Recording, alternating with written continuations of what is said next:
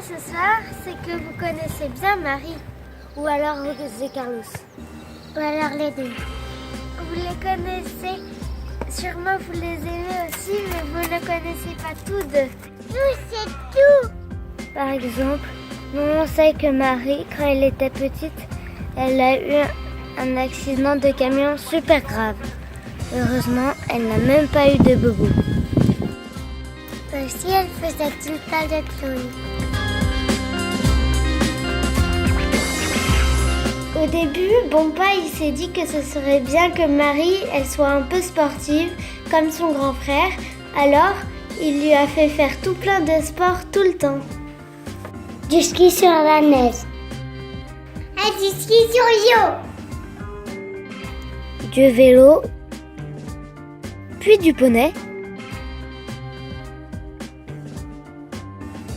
Puis du bateau à rame. Il n'y a même pas eu un drame. Même une fois, elle a fait la tournette et c'est la plus grande montagne du monde. Mais bon, Marie, c'était pas trop son truc tout ça. Marie, ce qu'elle préférait, c'était se déguiser en princesse ou alors discuter avec Pampan, son meilleur ami des conjectures économiques et de la géopolitique mondiale. Pendant ce temps-là, José Carlos, lui, il s'entraînait pour devenir marin et pour aller chasser des trésors. C'était trop mignon. Effectivement, José Carlos voulait être explorateur.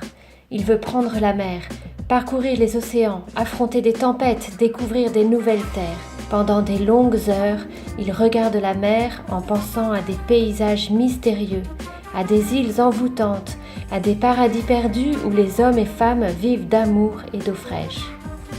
Mais pas de bol, le bateau part sans lui. Perdu dans ses rêveries, le pauvre José Carlos laisse filer l'heure et son embarcation avec. C'est une énorme déception. Il est anéanti, dévasté, à tel point qu'il tente même d'en finir en sautant d'une échelle. Heureusement, il atterrit dans un massif de fleurs et s'en tire juste avec un ongle cassé. Il est solide le bougre.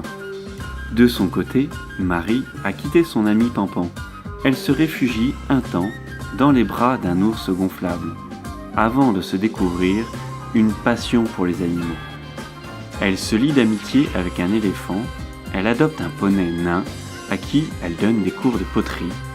Elle adopte aussi un lapin à qui elle apprend à faire les courses pour elle, et elle entretient aussi une relation étrange avec un lama. Tout ça c'est sympa, mais Marie, ça la comble pas pleinement. Marie, elle sent qu'elle a besoin de plus, qu'il faut qu'elle trouve quelque chose de vraiment épanouissant.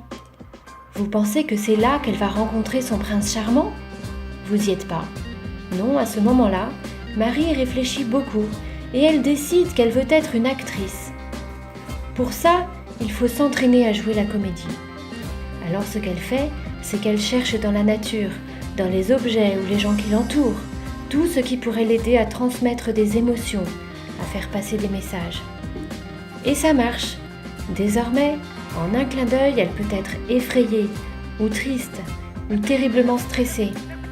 Elle peut avoir l'air dévastée, ou amoureuse, ou très très surprise, ou même un peu ailleurs si elle veut. Marie devient une star. Elle tourne dans le monde entier. Elle est toujours très impliquée dans ses personnages, que ce soit pour jouer une pom-pom girl, une peintre en bâtiment, une chanteuse de hip-hop ou un dompteur de lions. Tellement impliquée qu'un jour, sur le tournage de La Petite Maison dans la Prairie, elle pète une durite et elle plaque tout. Elle s'enfuit et elle part en Espagne.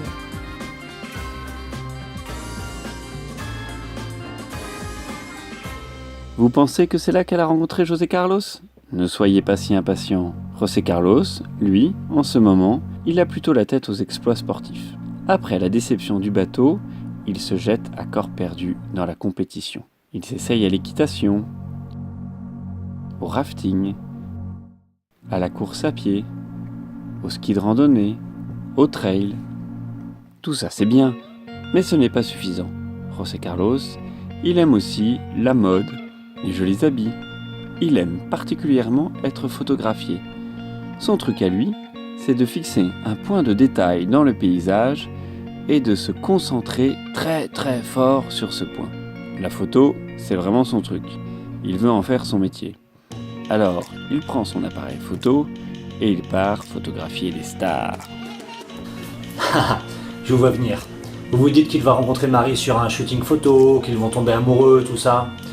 Je vous arrête, c'est pas du tout ça. Non, à cette époque-là, Marie, elle est pas tout à fait guérie, si vous voyez ce que je veux dire. Elle alterne les périodes où elle est hystérique, où elle saute dans tous les sens, et d'autres où elle essaye littéralement de marcher sur l'eau. Ou encore elle s'endort n'importe quand, n'importe où. Mais alors, comment est-ce que Marie et José Carlos ont bien pu se rencontrer ? J'y viens. Pour se ressourcer, pour prendre un nouveau départ, Marie est retournée en France, auprès de sa famille et ses amis. José Carlos, lui, s'est acheté une roulotte sur un coup de tête. Il veut partir explorer le monde et renouer ainsi avec ses rêves d'enfance. Il a décidé de commencer son voyage par la France. Pendant ce temps-là, Marie va maintenant beaucoup mieux. Un jour, elle est au restaurant avec des amis et goûte des croquetas. Quel régal! Elle sait ce qu'elle va faire. Elle va retourner en Espagne pour apprendre à faire des tapas. Au même moment, José Carlos arrive en France. Consciencieux comme il est, à peine arrivé, il se rend dans une librairie pour y acheter un guide de voyage ainsi qu'une méthode pour apprendre les rudiments de la langue. Ce même jour, dans la même ville, à la même heure, une jeune fille se rend dans la même librairie pour y acheter une méthode d'apprentissage de l'espagnol.